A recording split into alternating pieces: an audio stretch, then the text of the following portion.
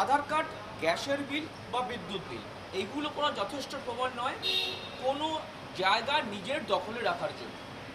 বন্দরের একটি মামলার পরিপ্রেক্ষিতে কলকাতা হাইকোর্টের ডিভিশন বেঞ্চ এমনই নির্দেশ দিয়েছে। হাইকোর্টের পর্যবেক্ষণ কি? হাইকোর্টের স্পষ্ট পর্যবেক্ষণ যে আধার কার্ড কোনোভাবেই যথেষ্ট প্রমাণ নয় সেই ব্যক্তির ক্ষেত্রে যে ওখানকার সে বাসিন্দা।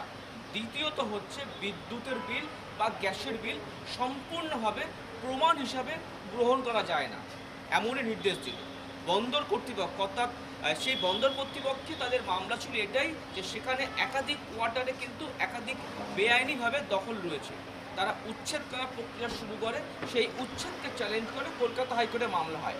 মামলাকারীদের বক্তব্য ছিল যে আমার কাছে আধার কার্ড রয়েছে সেই অ্যাড্রেসে, আমার কাছে বিদ্যুতের বিল রয়েছে সেই অ্যাড্রেসের, আমার কাছে গ্যাসের বিল রয়েছে সেই অ্যাড্রেসের, সুতরাং ওই জায়গাটা আমি দীর্ঘদিন ধরে আসছি, আমাকে এইভাবে উচ্ছেদ করা সম্ভব নয়। কিন্তু কলকাতা হাইকোর্টের ডিভিশন বেঞ্চ সুপ্রিম কোর্টের সম্প্রতি যে নির্দেশ এসআইআর মামলায় আধার কার্ড নিয়ে তা অবশ্যই অবলম্বন করেছে। একই সঙ্গে আদালত মনে করছে এটা যে প্রমাণ না হলো যেহেতু এই অ্যাড্রেসগুলি রয়েছে সেখানে, সুতরাং প্রাথমিকভাবে তারা ওখানে আছে এটা মেনে নিতে হবে। সেই কারণে বন্দর কর্তৃপক্ষ যদি তারা উচ্ছেদ করতে চায় তাহলে কিন্তু তাদের আইন মেনেই উচ্ছেদ করতে হবে।